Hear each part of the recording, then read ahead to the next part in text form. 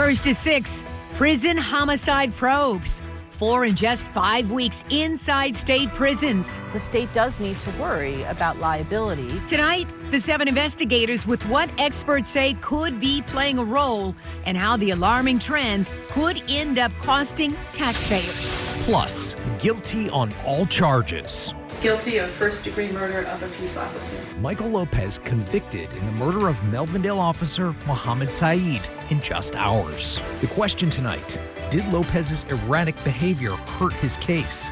I'm turning to a legal expert for insight. And bracing for a second surge. Michigan's gas prices expected to spike a second time this week.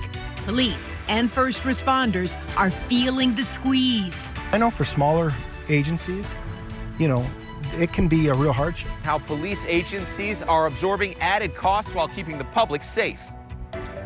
Your voices, your stories, in your community. 7 News Detroit at 6 starts right now. We begin tonight with the 4th suspected homicide at a state prison in just 5 weeks. Welcome to 7 News Detroit at 6. I'm Carolyn Clifford. And I'm Mike Duffy.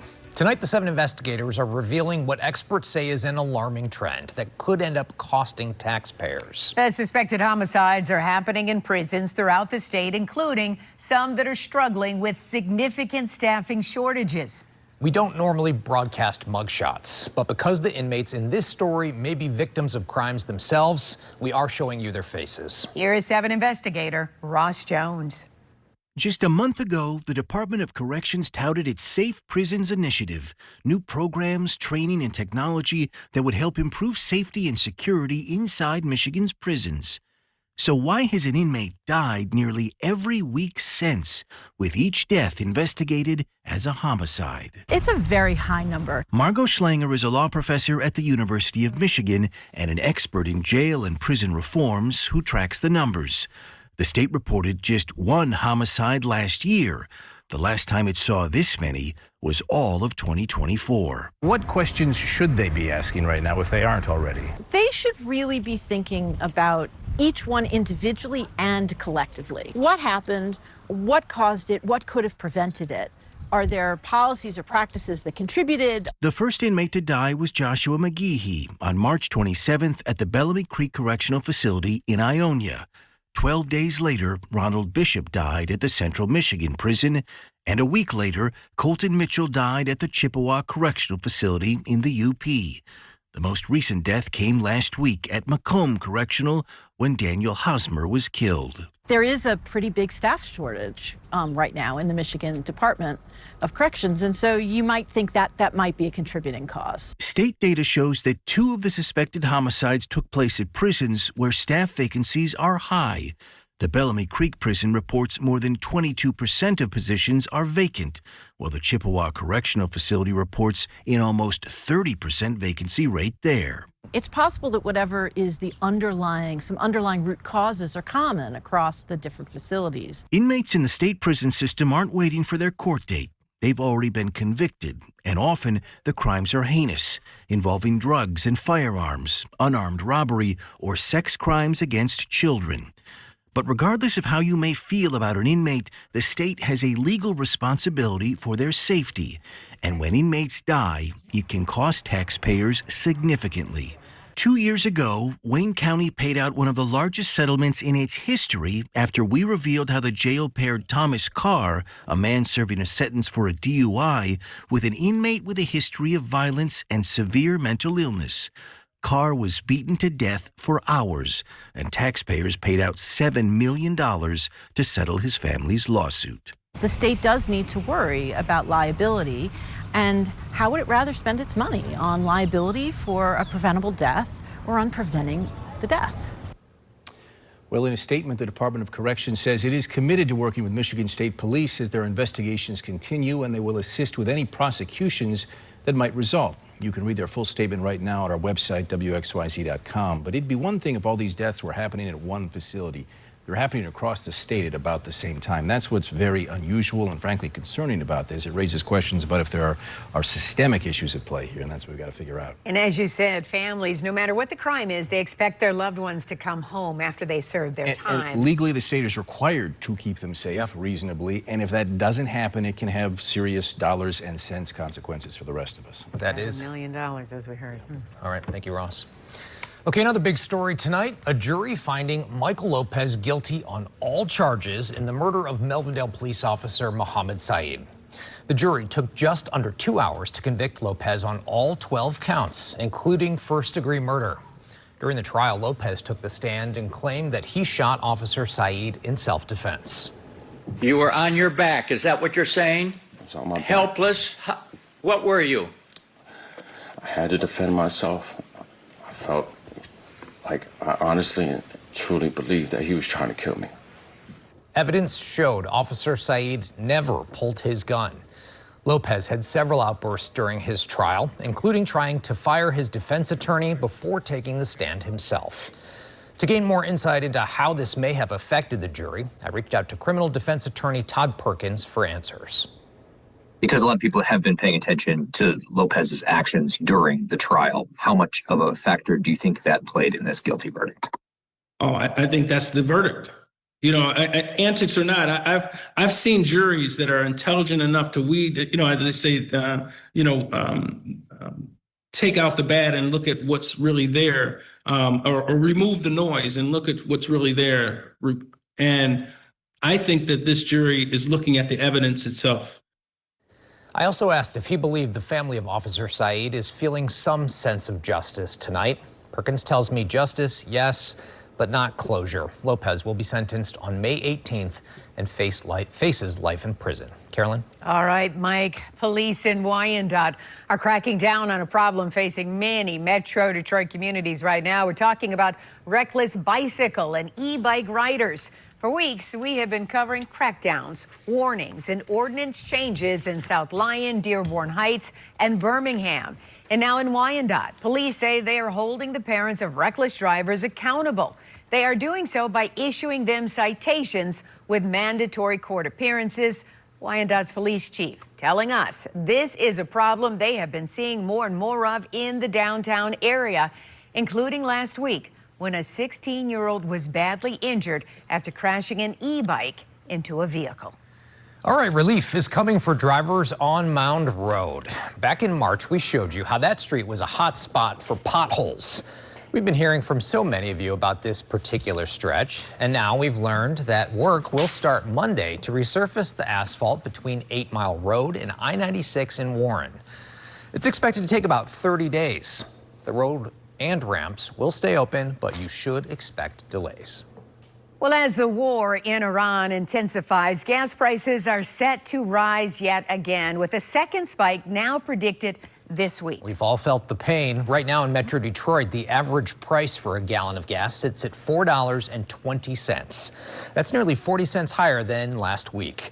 And the problem could get worse. Patrick DeHaan from Gas Buddy says Michigan is one state that could see another spike this week, with prices rising as high as $4.69 in the next 48 hours. And it's not just drivers dealing with high prices. Police and first responders across southeast Michigan are also navigating the rising prices at the pump.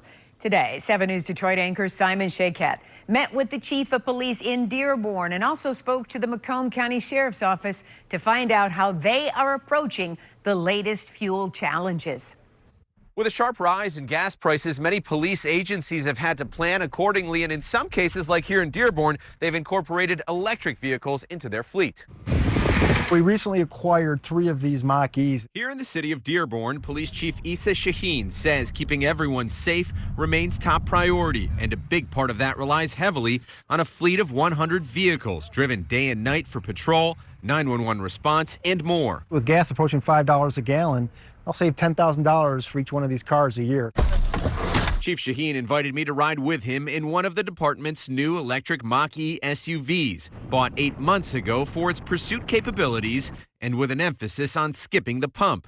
The vehicles are a small part of the fleet, which remains mostly gas-powered. How does a police agency like Dearborn go about purchasing gas? So we purchase gas with the consortium of downriver communities at a bulk rate. And so, when prices spike, we don't immediately absorb those costs. I asked the chief about the sheer volume of gas needed to maintain operations, and he quickly pointed out gas approaching $5 a gallon has many in policing concerned, but there will be no reductions whatsoever in police response or strategy.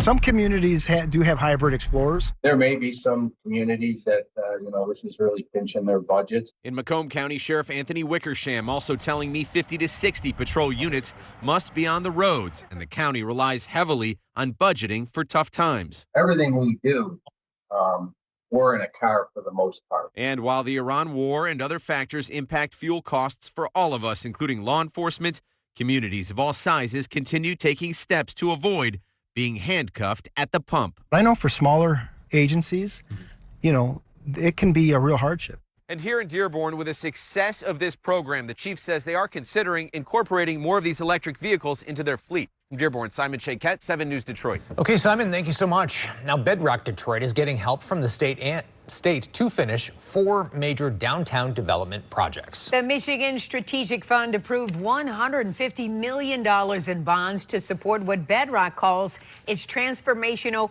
brownfield plan downtown. It includes the Hudson site, the development happening at Cadillac Square, the Book Tower, and the expansion of One Campus Martius. The company will repay the loan over time using future tax revenues. And now to high school students making a difference in Detroit. Teenagers from teams across the city have been working for weeks to design solutions to local challenges, everything from safety to substance abuse to food insecurity. They presented their ideas today to a panel of judges made up of local leaders. We worked as a team. Everything was done with attention for the kids in our community, and I think it was a really big success. The top teams will get an all-expense-paid trip to the Aspen Ideas Festival in June, where they'll present their solutions to the festival's esteemed guests. That's a great idea. What a cool opportunity. All right, let's turn to the forecast now. Dave, is more rain on the way for us or what? Well, I'm still hung up on Aspen in June. I know, right? That is a pretty spot in the world. Yes, we have some more showers. Just as the sun came out late today, it looks like it'll be tougher to find tomorrow. Grab your umbrella. We'll tell you when the showers are most common tomorrow coming up. Okay, Dave, thank you. But first, volunteers in Royal Oak rolling up their sleeves to honor our fallen veterans. There are 2,000 to 3,000 veterans' graves here. So we need all the help we can get. Next, the work already underway and how you can get involved.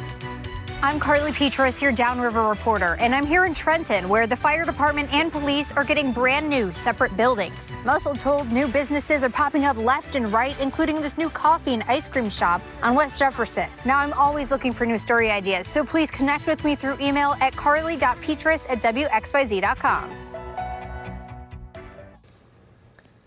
Ahead of Memorial Day, a group of volunteers in Royal Oak are hoping to do something special for veterans who have passed away. They're doing that by cleaning off their grave sites. It's part of an annual effort at Oak View Cemetary on Main Street, just off of Catalpa and Rochester Road. 7 News Detroit reporter Whitney Burney is your Royal Oak reporter, and she is speaking with the woman leading this mission, and she's also telling us about why it's so very important and how you can help. The cleanup in Oak View Cemetery has been going on for more than 2 decades, and the volunteers who show up here to clear off graves say this is about restoring dignity to those who gave it all. This is him, my dad's war service. Carrying her father's legacy with every step. You'll find Sue Fabian at the Oak View Cemetery in Royal Oak each May, cleaning off grave markers for veterans, most of whom are complete strangers. It means a lot to me. These are people, men and women, who some of them sacrificed their lives, and they ought to be remembered. Fabian lost her dad before she even made it to middle school. The World War II vet dying of cancer at just 48 years old. I don't have many memories of my dad.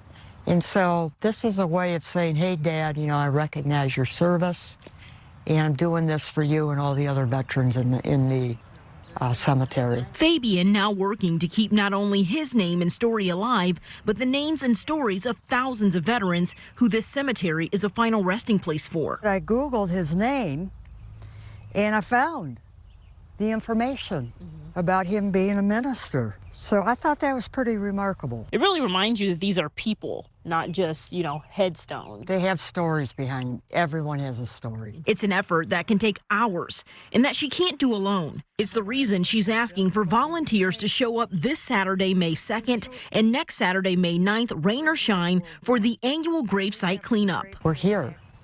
We are the keepers of the graves now. The veterans deserve this. After they're cleared, each veteran's grave will be adorned with an American flag ahead of Memorial Day. Do you think your dad would be proud to see you doing this work today? I'd like to think so. If you'd like to be a part of the cleanup here at Oak View Cemetery, just show up this Saturday or next from 10 a.m. to 12 p.m. No need to sign up. In Royal Oak, Whitney Burney, 7 News Detroit. Mike, so important to remember our veterans. They definitely gave their all. Now, and Whitney Burney, your Royal Oak reporter. If you have a story idea for her, scan the QR code you see on your screen. You can also email whitney.burney@wxyz.com. All right, more than 20 million fish are hitting Michigan lakes and streams this spring. That's right. The Department of Natural Resources is in the middle of its spring stocking season. The deliveries will continue through early June. And on the Detroit River, anglers were out today for the walleye run as millions of fish move into the area. And we caught one fisherman reeling in a big one on camera. That's right. It is the perfect time of year for such things. Dave? Yeah, and we were out at a fish shop called the Bait Shop in Waterford last week, talking with Mark Melvick, and they are doing all kinds of fishing, walleye, all that good stuff. And while I was there, I ran into a young lady who was getting some new bait and gonna hit the lakes. She had a question for me. All right, so tell me what your name is. Hannah. And do you have a weather question? Why is it still so cold during spring? Great question. I get that one a lot. So we have done a lot of back and forth. That's what spring and fall is about. Warm air, cold air, fighting it out, so we get a lot of swings. For Hannah, notice that she was sleeveless there. She's really looking for the warmer temperatures. We're looking at probably mid-May when we stop getting the cold surges to come in here. So if you look at frost, is a good indicator of that. By the time, I usually say Mother's Day, but it's early this year, it's May 10th. So by mid-May, you have a very little chance of getting back into some of those cold temperatures, especially in the morning. By mid-May, our average low is 50, our average high is 70. And even if you're a little off from those, you can still be in pretty good shape. So I hope she caught something good when she was out fishing over the weekend. 65 outside downtown Detroit, humidity 52%, west winds now at 13, still a little blustery, gusted up to 21, but we got the sunshine back. Most of the day we were all in the 50s, and then all of a sudden 65 in Mount Clemens, 62 in Detroit, 63 in Monroe, still a couple spots like Howell at 59, but it's an improvement for sure when you get the sunshine back in here. The frost is a concern out to the west. We're going to get colder as well, and the nastiness for storms, including tornadoes, are way down to our southwest. That is not our issue for a while, but we'll get back to the rain chances pretty quickly. Clouds thicken up late tonight. Tomorrow morning, this is about 5 o'clock before the sun comes up. Probably have a few showers, a few to drive through during the morning commute. I don't think it's anything more than just showers. Here's the afternoon, 3 o'clock, still a few around, but I think there is more rain and more coverage in the morning than the afternoon overall. And on Thursday, a few could be left over as well. Look at the timing up there in the afternoon, especially some scattered showers. After that, we dry out a little bit more. So temperatures tonight, 48 in Detroit. That's actually a little bit above normal as the showers get started again before the sun comes up, but we don't bounce back much. Around 50 for highs in Lapeer and Howell and Pontiac, 51 in Mount Clemens, 55 in Detroit. Keep your warmer raincoat on. Look at these temperatures Friday morning and Saturday morning, low to mid 30s. That's some pretty cold stuff. Hannah is not going to like that if she's fishing in the cold. Temperatures in the 50s for high temperatures, Brad, the rest of the week. This affects about 15 of us. Somebody heated up cheese bread in the newsroom. It smells so good right now. I'm hungry. Me too. Me too. Man, it smells good out there. Coming up next in sports, the Pistons' backs are against the wall. Down 3-1 now in this series. Turnovers, the story. of not just last night, but this entire series. It has not been pretty, and they don't have much time to fix it. What the Pistons are saying. Next. The shock of the Pistons series with the Magic is turning into a bit of a mess. Detroit now trails in the series 3-1 following a disaster in Game 4 where the Pistons turned it over 20 times. Detroit didn't make a field goal for the final 5:24 until a putback in the closing seconds. The turnovers are the major concern. The Pistons now have their backs against the wall as they quickly try to sort it all out. Cade Cunningham has turned it over 17 times over the last 2 games and 27 times in the 4 games of this series. In the history of the NBA, only 6 number 1 seeds have lost to an 8 seed. The Pistons need to win now 3 games in a row to avoid being the 7th. It was a hump we was trying to get over. You know, every time we was right there, you know, we kept hurting ourselves, either with turnovers or, you know, unnecessary fouls. So, you know, a lot of that was on us. Yeah, I mean, it's tough. You know, obviously I thought we did so many, you know, positive things, but you look up 20 turnovers and give up 16 offensive rebounds. That's going to be hard to overcome. So we've got to be better in those areas, and we know that's what this comes down to. We got to take care of the basketball. We got to win. We got to win the rebounding battle. We just got to be in the moment of what this is, and this is playoff basketball. And we got to be more ready to just go out there and scrap like we need it. I mean, we're a little too casual. I mean, we kept talking about it. You know, not hurting ourselves. You know, not turning the ball over and not committing, you know, stupid fouls. So, you know, we didn't do a good job of that. Every single guy, all of us, has to be better. Have to look ourselves in the mirror and be better. Big one tomorrow night, to say the least. Kevin McGonigal has been the bright spot to start this Tigers season. The rookie just keeps hitting at a historic rate. He's reached base safely in 24 consecutive starts. Tigers say that's the longest streak for a Detroit hitter 21 or younger since Al Kaline did it 34 times in a row in 1956. Scott Harris on MLB Network when they recognized his potential back in the draft. Yeah, I mean, Kevin is enormously talented. We recognize that in the draft. We were really aggressive and paid him a well over slot bonus in the draft to buy him out of college because we had a lot of belief in him, both the player and the person. That was all evident in the draft. And then when you sit down and you talk to the kid and you understand how he's wired and how he approaches the game, I think it's a really easy bet for our organization to make on him. I think we were aggressive in the draft, trying to get him here, and then we were also aggressive early in his career, trying to keep him here as long as we could because he's a really important part of what we're doing, and we really want to build around him. He has been fun to watch. They're back at it tonight in Atlanta against the Braves. 21 or under, my goodness. Right spot there. Thanks for watching 7 News Detroit at 6. World News Tonight with David Muir is coming your way next. Followed by 7 News Detroit at 7. Have a great night. Stay safe.